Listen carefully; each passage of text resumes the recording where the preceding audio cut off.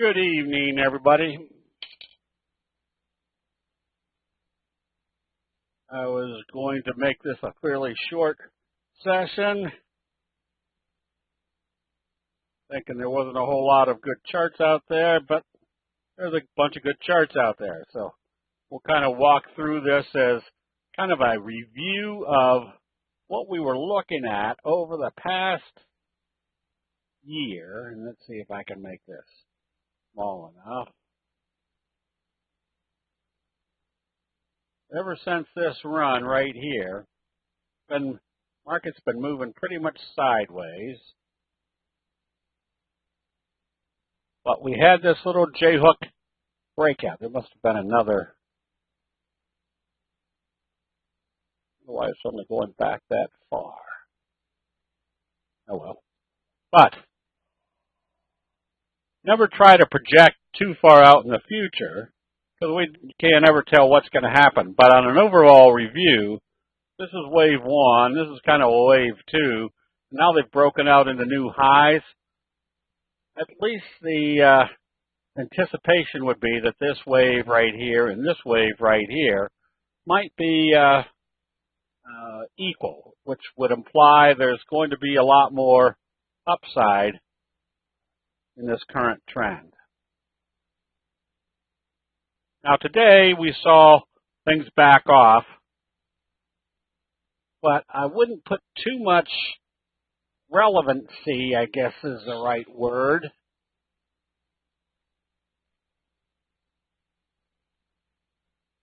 on today's trading. I think there's probably a lot of shifting going on. Can't see wave one.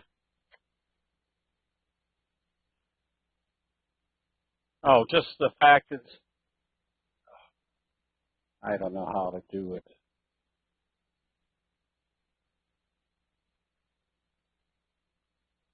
You just kind of visually can see that there's a strong wave right here, and then pretty much sideways.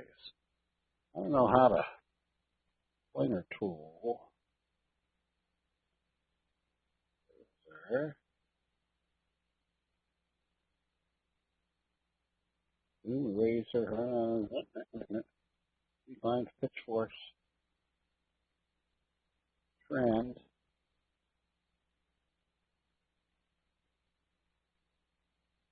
I thought there was something on here where I could draw, but I don't see it. Anyways, so this would just kind of be visually wave two, and then this starting wave three. And you can see a little bit more plain here. Wave one, wave two, and wave two is just kind of a choppy sideways. And then as soon as we broke out through this level, we're now in wave three that should be the same magnitude as this wave right here. So that doesn't have to be a sophisticated analysis. All it really tells us is we've had an uptrend, consolidation, and now a new uptrend.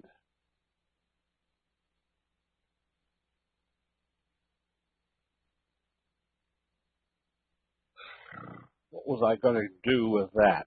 Oh, so on a long-term basis, it could be implied that there's another uptrend. On a shorter-term basis, we're looking more at what's happening right now. I think I'm doing this right. Again, we're looking at wave one, wave two, going into wave three, with wave three staying in progress as long as we don't close below the T-line. Now, these last couple of days, or at least today, I wouldn't put too much weight on the overall trend versus just shifting of portfolios.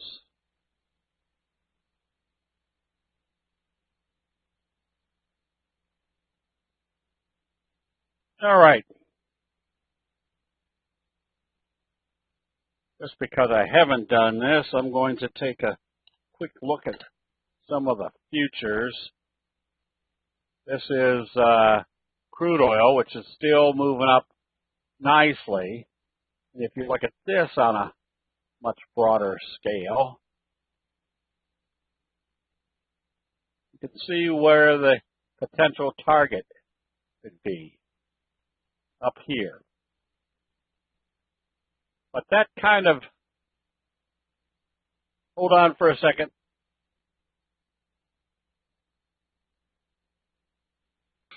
Okay, sorry about that.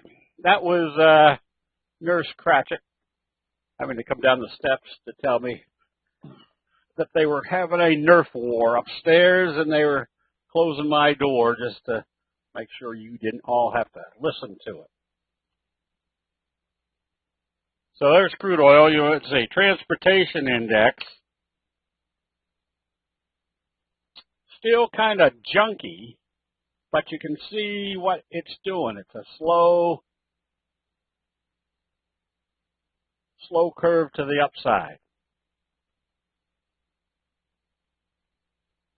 Every time crude oil got to the 140 a day.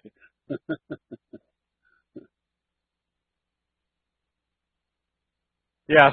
Now, again, I'll throw my little tidbit of analysis. I have an idea. Now, again, this is when I get finished saying this, disregard what I said, that with the U.S. being its own supplier now of crude oil, not having to depend on any of the foreign countries, that I find it hard to imagine that the price will ever move out of a major trading range again.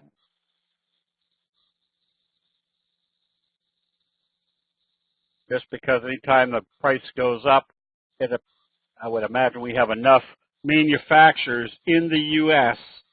that will open up a few more wells and provide enough supply. So here is, I must be making these charts real small. What's happening here? This is soybeans. Again, very easy to see when the reversal occurred and very easy to project how long to hang on to it as long as it stays above the T line with the anticipation eventually moving up here. And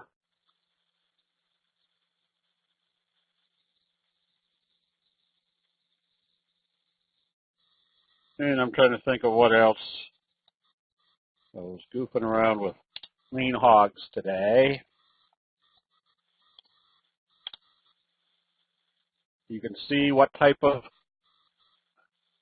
pattern results consolidated here and then broke out through the 50 today with kind of a little doji gap up, consolidated back to the T line. Now, I want to point this out because we're going to see this quite a bit. And I'll remind everybody, nobody has the T line on their charts. So as often as you see a price come right back to the T line and bounce back up, it's not because everybody has the T line on their chart. Nobody does. It just is the natural support and resistance level of which the T line basically illustrates that much more clearly.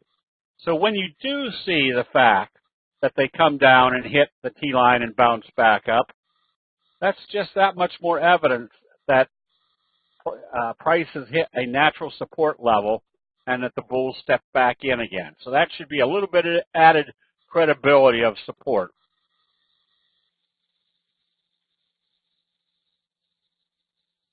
SP, no. Remember, the candlestick charts are the graphic depiction of everybody buying and selling during a specific time frame. So we're not trying to analyze what the tariffs might be doing to things that would be exported based on the trade wars. Basically, we're just analyzing what the price is doing based upon those price wars. So that kind of relates back to when people say, well, what do you think the market's going to do after the next Fed meeting? Or what do you think the market's going to do after they announce this or that? And the answer is, we don't have to analyze that. All we have to do is analyze what everybody else thought was happening based upon whatever that announcement was. So that goes back to the basic question when people ask, what do you think the market's going to do this next year? And the answer is, have no earthly idea. All I do is analyze what the market is doing. Pat, you've been in soybeans since back then?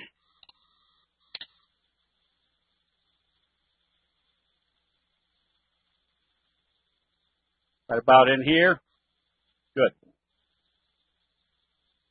That's the type of thing, again, where you want to get stuck in. And I say stuck in. Once you see the reversal, you just stay with it until you see a sell signal and a close back below the T-line. Pat, you should be buying us all dinner. That means you've made a big chunk of change.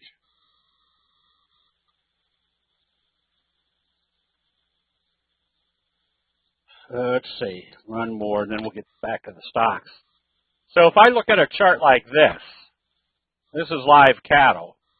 Which way is this trend going? Can't even tell. So this is why trading the futures doesn't take very much analysis. I can look at live cattle and say, I have no idea which way this is going.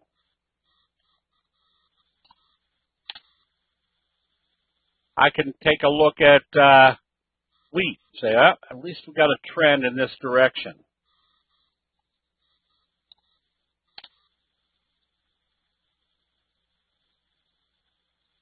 Come on, what's happening here? No, it's going to fly right into I can take a look at gold.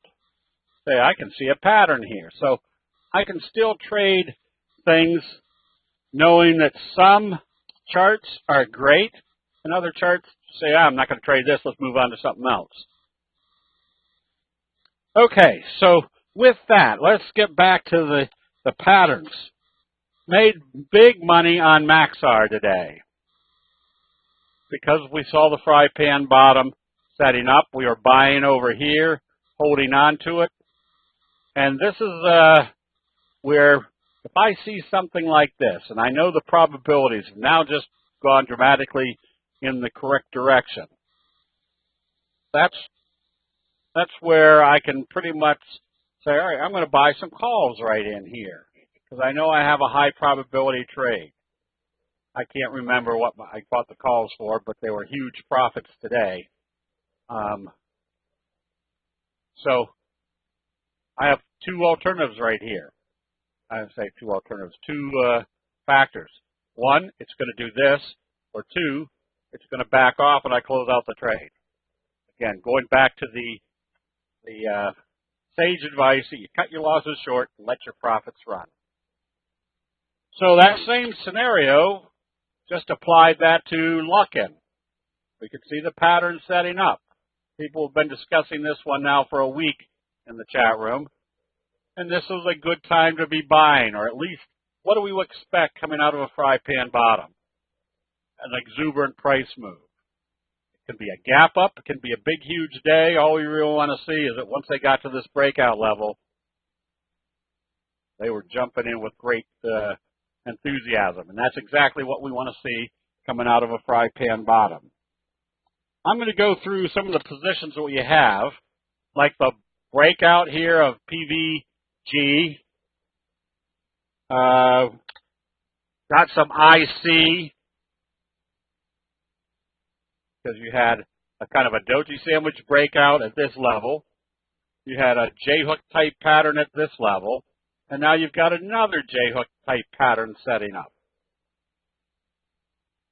So again, this is not rocket science.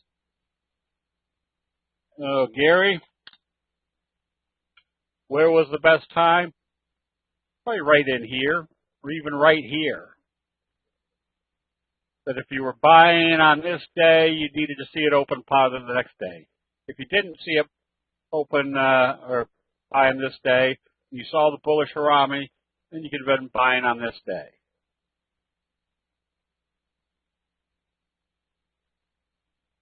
And so what would be at least a visual calculation of how much further this one could go? Whoops. Well, if this is wave 1, wave 3 should take you maybe up in this area. What about the 8? Right here?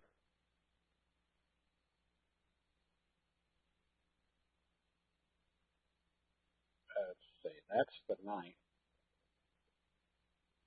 Well, here's a good example of if you were buying on this day and the next day it did this, what did it tell you about your potential slow curve fry pan bottom breakout?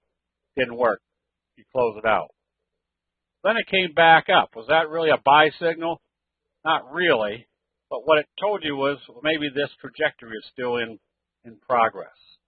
So if I had bought on this day, closed it on this day, I may not have been buying up until this day.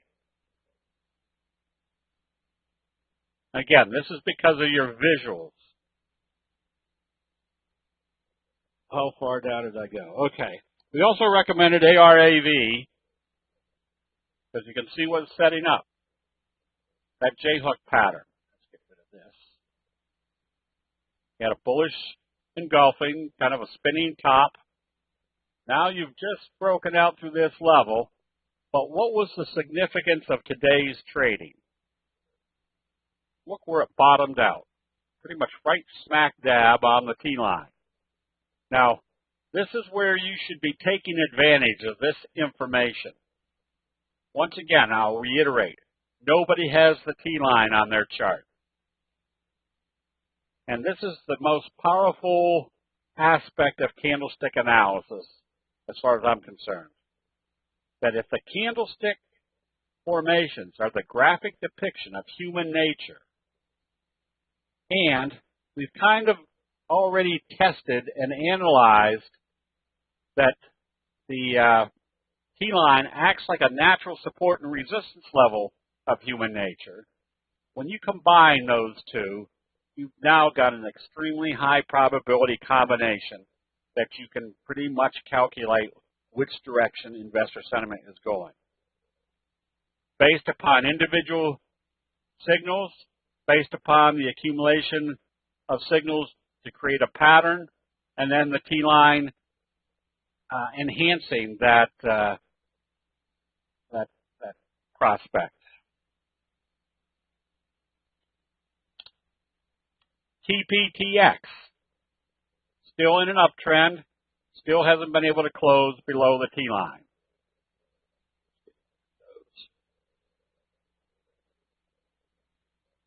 EPZM. Remember, we had a kicker signal. Then we had a belt hold signal. Then we had a real big zinger. This is not, I think, it actually opened up way up here. So the prospect right now is it's going to come back up and test this level. But what's our basic analysis of this? Stochastic still heading up. Belt hold, left-right combo, kicker signal, above the T-line. And notice how often the T-line acted as support. What do we do with this? You continue to hold until you see it close below the T-line. I point this out because before candlesticks came along, and then before the T-line came along, I wouldn't know how to make money in the markets know-how. That was even after being a stockbroker for 8 years. And I realized the brokerage firms didn't know how to make money.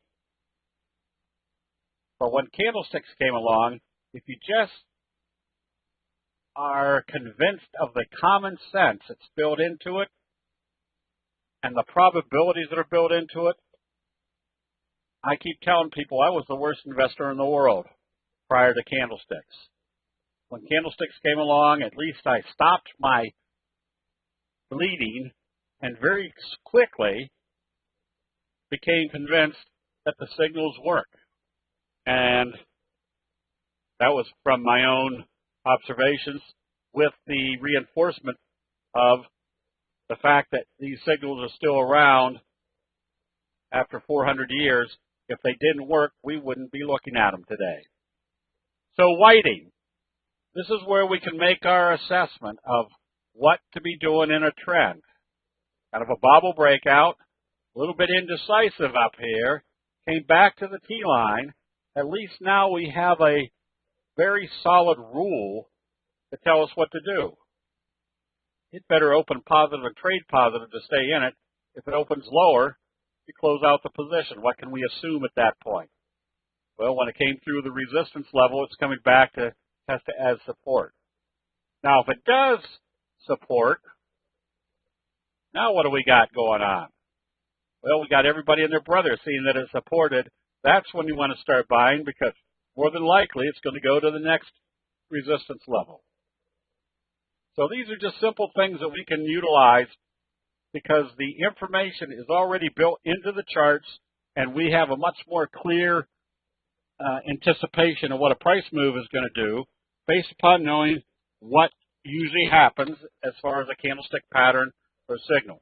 Cressy, nice little breakout with kind of a little cradle type pattern. Off the 50, where do you think the next target was going to be? The 200. Well, we had a bearish engulfing signal and came back today to the T-line. Makes it very simple. We don't want to see this close below the T-line. Even though it's backed off, what's our next expectation? Maybe a J-hook type pattern. But we know where to get out of this trade. If it closed back below the T-line, that told us the probabilities have now gone against us. So using that type of scenario or that type of analysis allows you to start making decisions based upon the probabilities of what human nature is going to do in that price trend, which completely offsets the sage advice that you hear from a lot of these money managers where they say you can't time the market, just buy good stocks and hold them. Every time I hear one of them say that, that just tells me they don't know how to time the market. And if that was such a good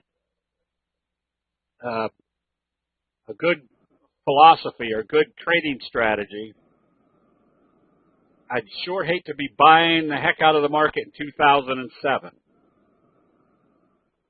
Most of the time, or not most of the time, from 2007 to 2009, you can pretty much guarantee that the fundamentals on most companies did not change one iota. It was investor sentiment that changed. NTLA, kicker signal, simple rule. You stay long as it stays above the T-line.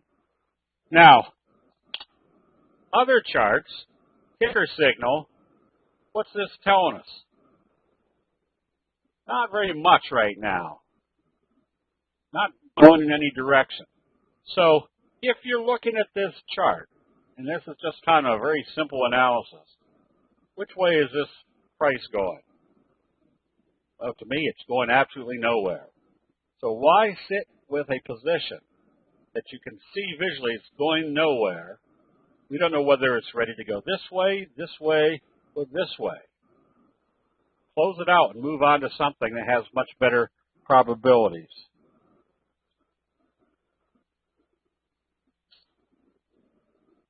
We could see what was happening on this one. Peaked out right there. Bearish doji sandwich. Closed below the T-line. That should have been the signal to be out of this trade.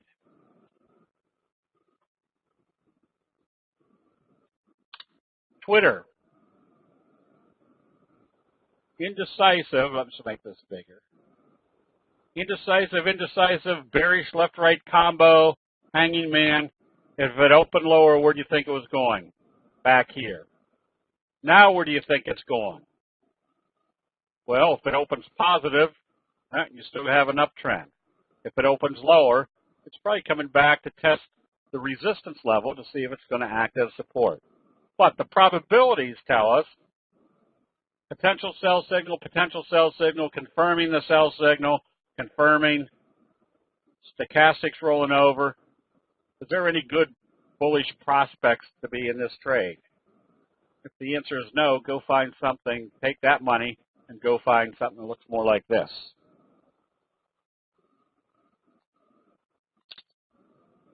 Mesa, again, when you start seeing the indecision at a level that it was significant in the past, get ready to close out the position. You can always buy back on the next pattern.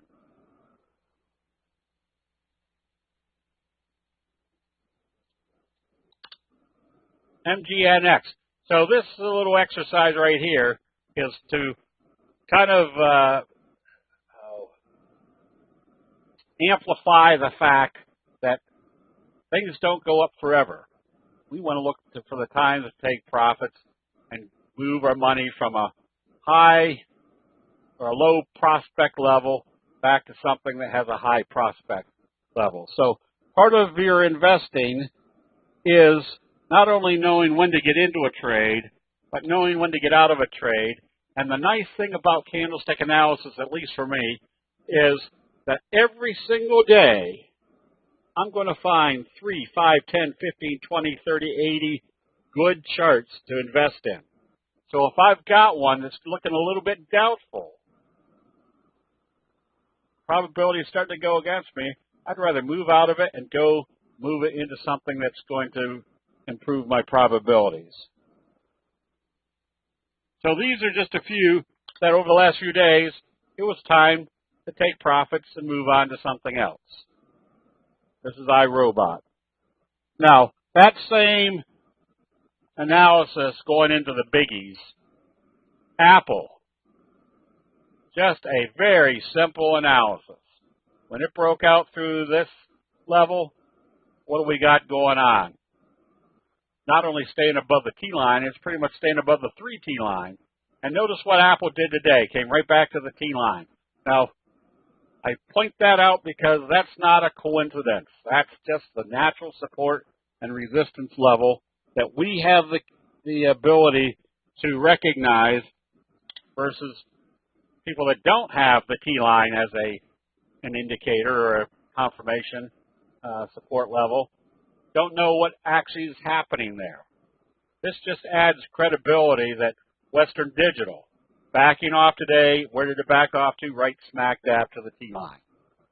These are the little tidbits that took me from being the world's worst investor to being able to consistently pull money out of the market. And it's just kind of simple little observations that once you recognize them, you're going to put investment probabilities much more greatly in your favor. That's why I'm kind of anxious for 2020, because what's going to happen right after the first is we've had 2 weeks where everybody's on vacation. All the major money managers have kind of made an assessment of their portfolios, probably moved some of the bad positions out of the portfolios, and they're getting ready to buy what they think will be the best sectors going into the new year. And we're going to be able to see that right from the get-go. Because if all of a sudden on Thursday we see 5, 6, 7, 8 trucking stocks moving up strong, we know that's one of the sectors that they're buying, and that's probably going to have some follow-through. If we see the oil stocks selling off, that's going to give us a good indication that they're starting to liquidate some of the oil stocks and move into other places. So not only is the visual analysis of the the price movement's important, but the assessment of what sectors and stocks are moving gives you it narrows down your universe of which stocks you want to be in. Amazon, there's actually a support level right here where Amazon came right back to the support level. But as you can see on Amazon,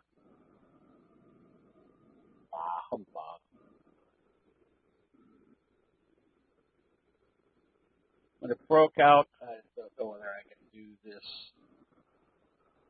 well. That's pretty much what happened. Because that was kind of your resistance level, which is now, if this opens positive tomorrow, you know that's your support level. Netflix, kind of the weak sister. It didn't hold at the 50. So now what do we have? Maybe a trend channel where they could be bringing Netflix back down into this range. NVIDIA, same scenario. Left-right combo. Let's make this big enough. So what was our alert to start watching for some profit taking? The fact that they gapped it up. It was either a breakout. I think it was kind of a breakout. But the fact that they gapped it up and they didn't follow through told us that was the exhaustion. There's your left-right combo. Now close below the T-line. So now where's your next likely target? Maybe back down toward the bottom of this channel. Now I say maybe. That's the likely target. So we anticipate that that's where things are going to move, but we've got the benefit of seeing what the price is actually telling us to confirm whether it's heading in that direction or whether there's additional buying and what we thought was going to happen with a high probability isn't happening. Meaning we anticipate what the chart is telling us, but we do what the chart is telling us. So here's Tesla. Nice fry pan bottom breakout. When it opened lower today and especially came back down through these levels, if I was long Tesla, my stops would have been right about in there because logic says if they came back down through this level after a little gap up in the overbought area, where do you think the next likely target was going to be? Right there. All right, so what I'm going to keep pushing on everybody is that instead of trying to learn all of the signals or patterns, learn just a few. Like a left-right combo, breakout, smaller. Breakout through the 50, breakout through this level. Where's your next likely target? The 200. So we're looking for things that not only become adept to identify, but also become an expert at it. Know what exactly should happen and what you should see as far as a good trade, what you shouldn't see. And I can pretty much guarantee you that if you specialize on 4 different signals or patterns, specialize so that you know exactly what should happen after a price move or a breakout, where it shouldn't pull back to, you're going to start making tons of money.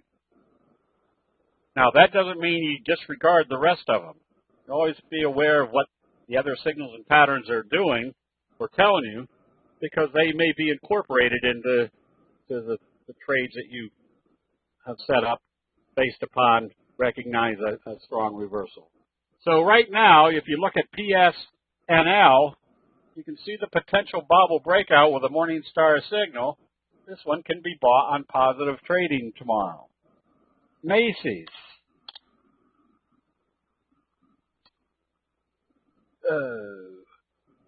Why did I have Macy's? as a bobble breakout. I don't know whether it was because of this. Yeah, kind of that resistance level. There's your doji sandwich today. Oh, Dave, I always look, now what I look at, because I recognize all of them, but I kind of concentrate on the best friend signals, the kicker signal, the fry pan bottom breakout, the left-right combo,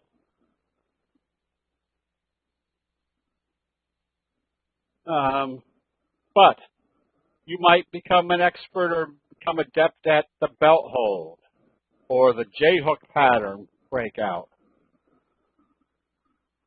the scoop pattern, the doji sandwich. It's whatever you can see. It's kind of a fry pan bottom. It's kind of a junky fry pan bottom. I wouldn't really put it in the category of a fry pan bottom because it's just kind of wavy in here.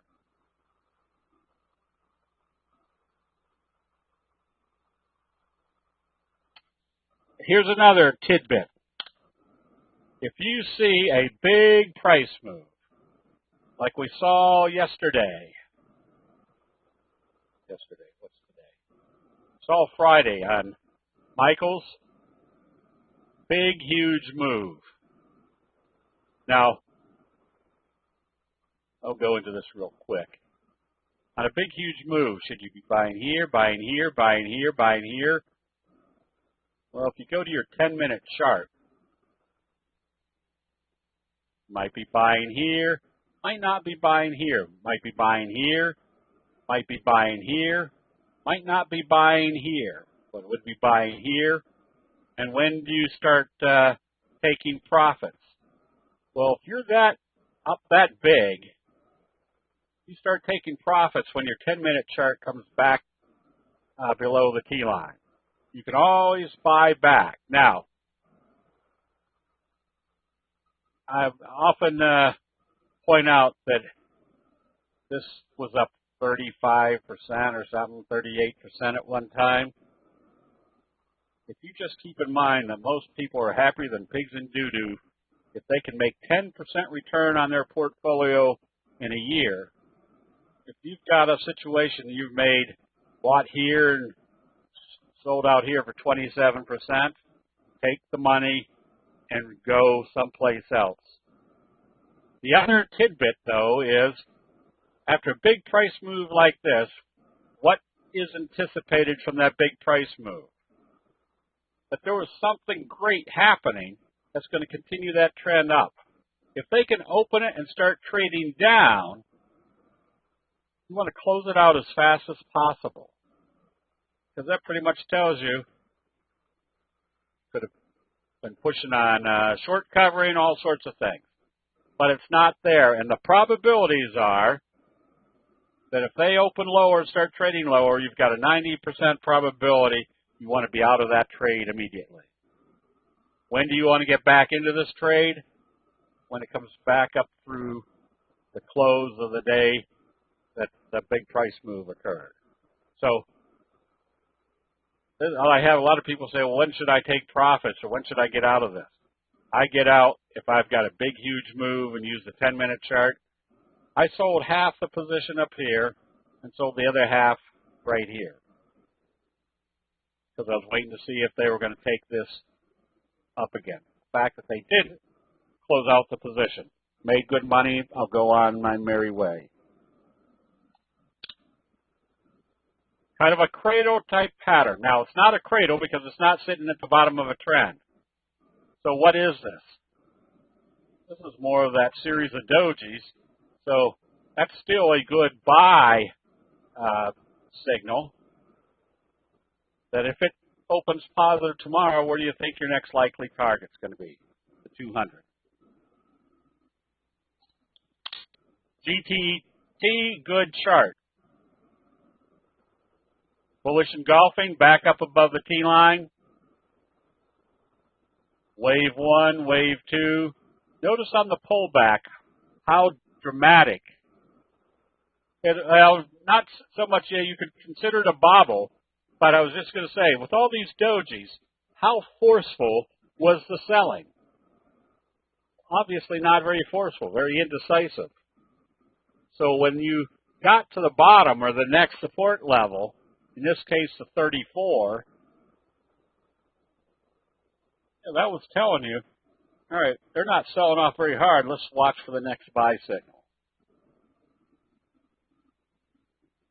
And you can consider it technically as a bobble, but usually the bobble is kind of pretty close.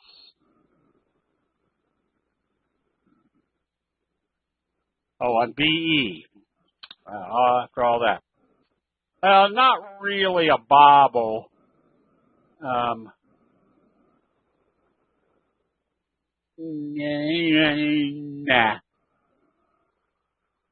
It's got more of a cradle type characteristic.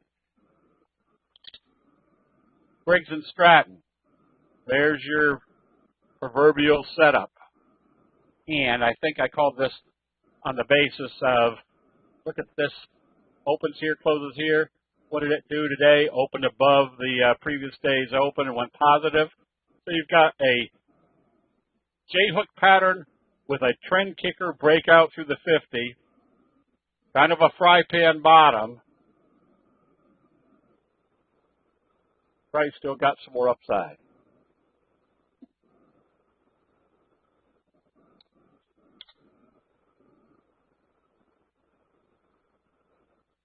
There's your doji sandwich. And what other little bullish clue did we see coming out of this fry pan bottom type pattern? Before they consolidated today, right smack dab to the T-line 50 and started back up. That would be a good indication that the first target is going to be here filling the gap, at least putting you in a positive direction, and the prospects of maybe even going much higher.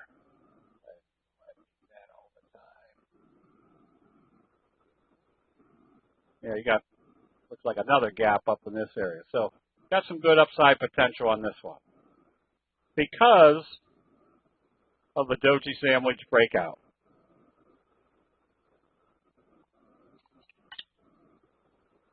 There's your J-hook pattern. This is your classic pattern. Fry pan bottom, J-hook. Wouldn't be afraid to be buying this one on positive trading tomorrow.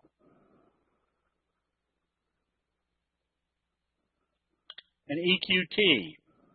There's your fry pan bottom, J-hook pattern. Wouldn't be afraid to be buying this one.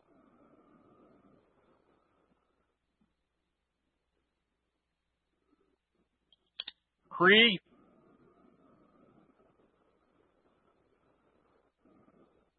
Why do I have Cree over here? Cree should be more ready to go short. Because here's another element that you always want to kind of keep in mind. Which direction is this stock moving right now? Looks like pretty much a downtrend. Oops. Well, Shazam. Looks like you're in a downtrend. And now you've got a bearish left-right combo. Another bearish left-right combo. So where do you think the next likely target could be? Down in this area.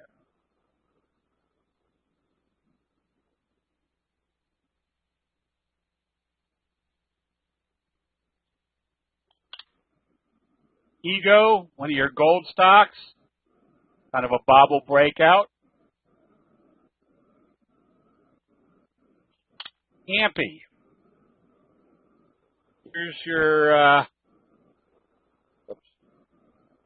your classic where they broke through the resistance level, came back, and now did a bullish engulfing signal right here. That makes for a high probability trade setup from this level. Because everybody can see that it's supported at the 50 after breaking through. now they have a lot more confidence of stepping in. Whoops. Somebody was pointing out JMIA today. Again, look where it pulled back to today. Right back to the 50/34 and headed back up. Kind of a fry pan bottom with a doji sandwich, then a gap up breakout. That kind of implies more upside. And here's kind of your wedge breakout on, and now that wedge breakout is finishing this fry pan bottom. This one is a viable a bullish trade because of the fry pan bottom / wedge breakout. This is what I call the ones where you look for the ones or the bullish signals at support. Morningstar signal right on the 50. Where's our first calculated target? Probably back up in this range. What advantage do we have based upon our signals? A Morningstar signal, smack dab on the support level, coming up through the T-line and the 34. Telling you that's where the buyers will step back in. An RDNT, fry pan bottom, right there, which tells us if they open this positive tomorrow, we're probably now in wave 3. I say probably. The probabilities are extremely high that if they open positive, that we're in wave 3 because of this investor sentiment buildup. So what's our strategy on something like this? Well, if it opens positive, you can be buying immediately. And if it closes back below this level, you close it out. If it continues, the likelihood is you're going to have a big gain and your stop loss is going to be very small.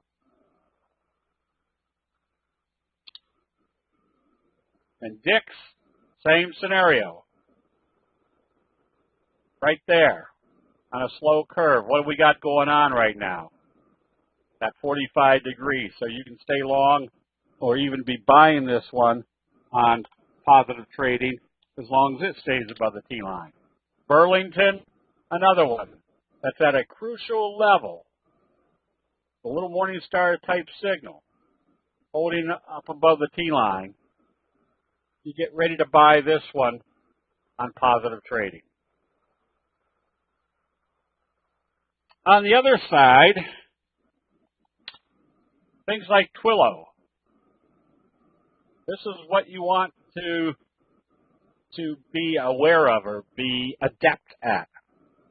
Here's our fry pan bottom. Opens positive. Get ready to buy. Wait a minute. Starting to sell it off, sell it off, sell it off. So what did it tell us at the breakout level? We got a sell signal. What did that tell us about this pattern? It didn't work.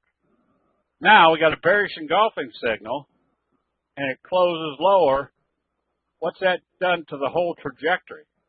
It's destroyed it. Where do you think our next target could be? Back down into this area.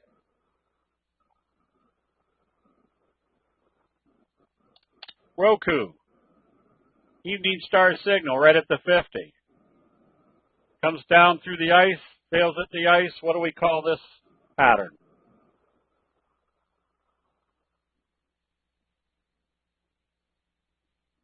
Anybody. There you go. Blue ice failure. So where's your next likely target?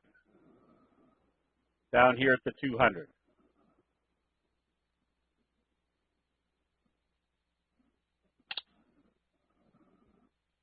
Clovis. Failure. Get all the lines off of here.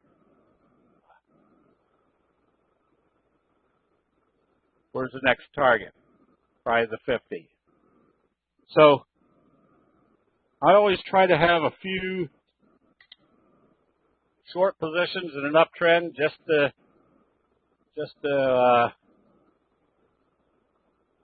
have some, let's say, hedging.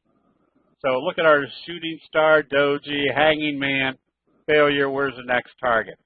Probably all the way back down in this area.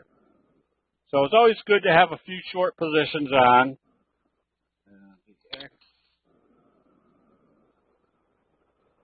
especially when you can see the direction. That's not right. CODX. That can't be the right one because you wouldn't short a $2 stock. I did that one wrong. And ENPH.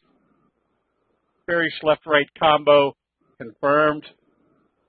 Now, people say, well, do you use other things like Bollinger Bands or Fibonacci numbers? I don't use them as a primary analytical tool, but I do use them to see what everybody else is watching. So if this is a Fibonacci retracement, there's my first target, there's my second target, there's a likely target where the 50 and the 50 come together. So I'm not using them as my projected reasons to short. This is the reason to short. Now I'm just watching to see where buyers might step in. Cyber. Yeah, the only problem here is you might be heading right here to a very close support level, and you're almost in the oversold area. Okay, so the thing to look for this coming year is that the overall market trend looks like it's still heading up. But like any other projection or sage advice, like sell in May, go away, or any of those, you still use the chart itself or the market indexes themselves to tell you what's going on. Because nothing ever works the same way time after time other than human nature. So with that, do you have any general questions on candlesticks?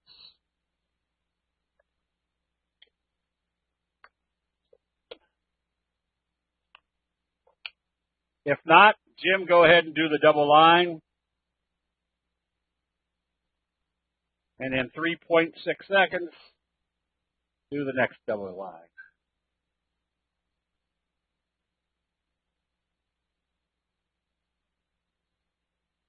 All right.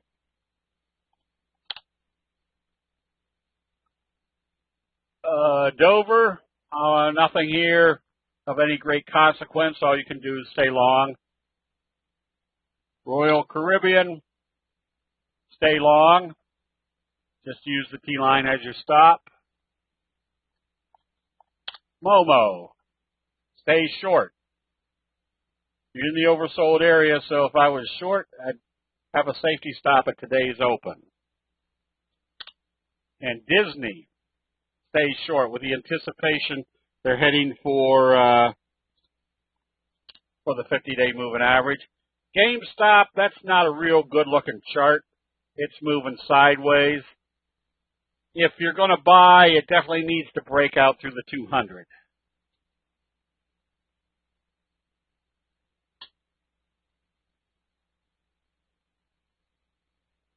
Quad, nothing great just yet. You need to see something strong breaking you out.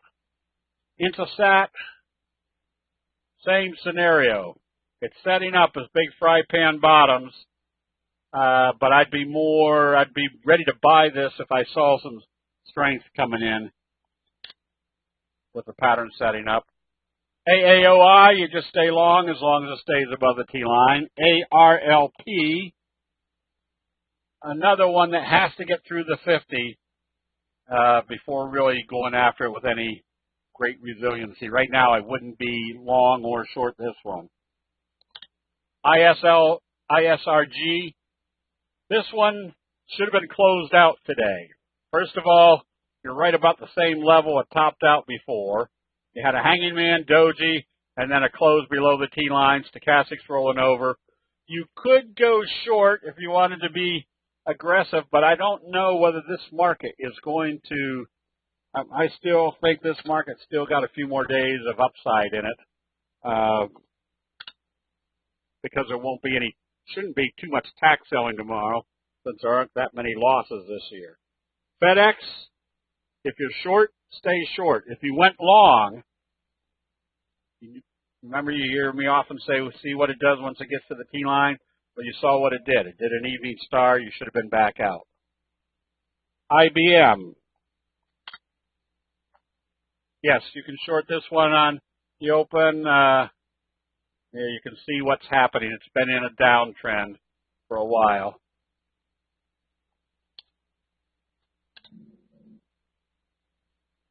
Oops. Seed, big breakout. You can be buying this one on positive trading. I'd probably be doing trading off the 10-minute chart. I should have been out of this one today. Doji, spinning top, spinning top, spinning top, bearish. That was telling you it was getting a little bit soft. And if the market gets weak, that becomes a viable short also. First target, second target.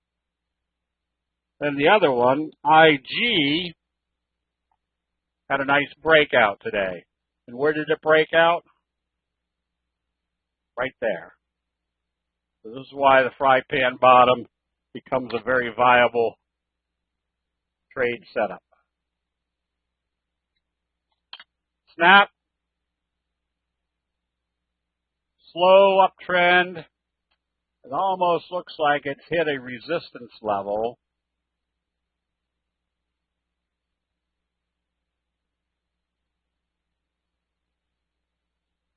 You can stay long as it stays above the T-line. ATVI, nothing. After the breakout, it hasn't gone anywhere. You did a left-right combo today. If it opens lower tomorrow, you close it out. Even if it trades sideways, I'd close it out. And then I just put a buy stop waiting for it to come back up through this level. Marathon, look for your bobble. You saw where the selling occurred. I would have been out of it on Friday. Now would just be watching to see if it's going to support at the T-line and do a bobble breakout. Yum, same scenario. If you were long, you would have closed it out today. Failure at the 50.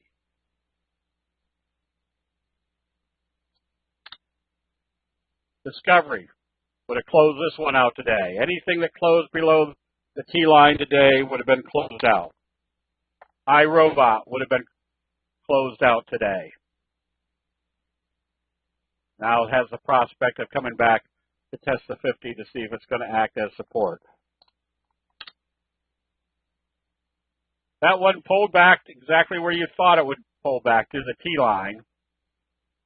You can still buy this one on positive trading, the J-hook pattern at least taking you back up to the 200.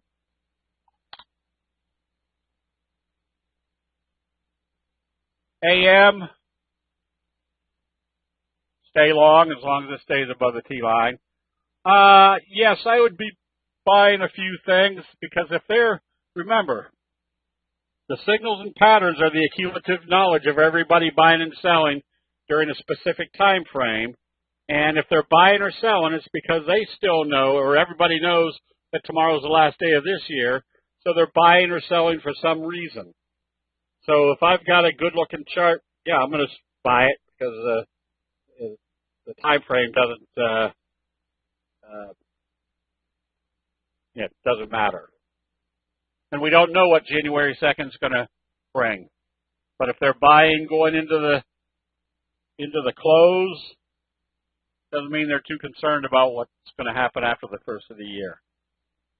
Advanced Auto, another one where I would have sold it to see if it was going to do a bobble. If I was going to buy it, I'd wait for it to come back up above the 50, giving you a bobble breakout, potentially coming up here to fill this gap.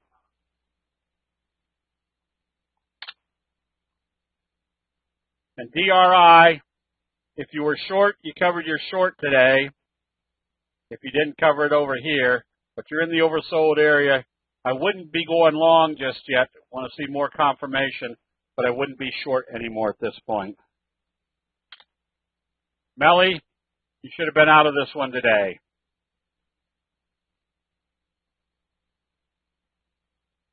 Doji, Doji, Doji. Your safety stop should have been at least at the T-line.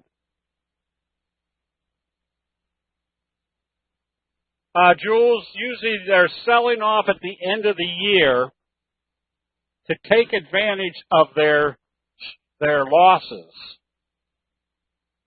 So there's no advantage of taking your gains this year because that means it's on this year's taxes. If you've got gains that you're going to take, you're going to wait a couple of days and flip it over into next year. But your tax selling usually is based upon trades that are bad, and there aren't that many bad trades or bad positions out there this year, especially with the market up, 23% or so.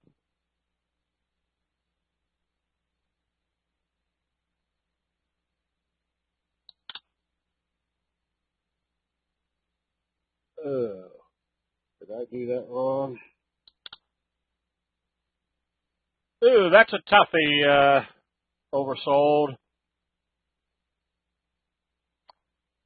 You can be buying this one if it opens positive. You got a severe hammer doji J-hook pattern setup.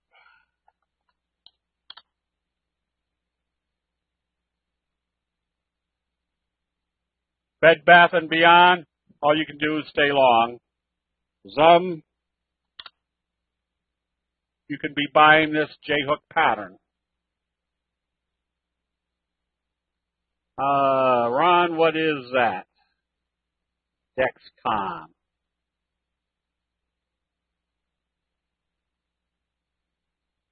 That two different signals? SILJ, just stay long on this one. Junior Silver, all right?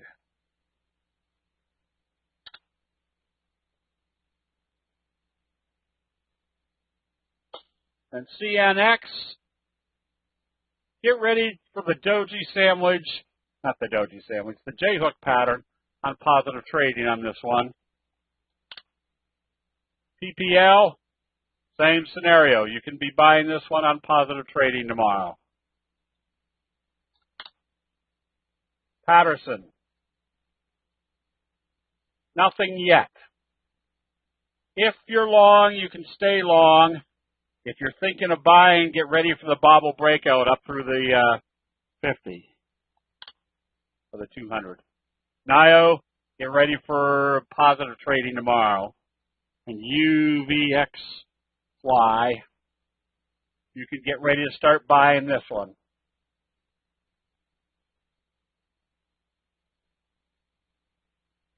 Maxar, we did. Watch this one. You've had a gap up, fry pan bottom in the breakout mode. They sold something for, what was it? I forget. Some big money. This one you can buy on positive trading. ARAV, same scenario on Luckin. You can still buy this one on positive trading.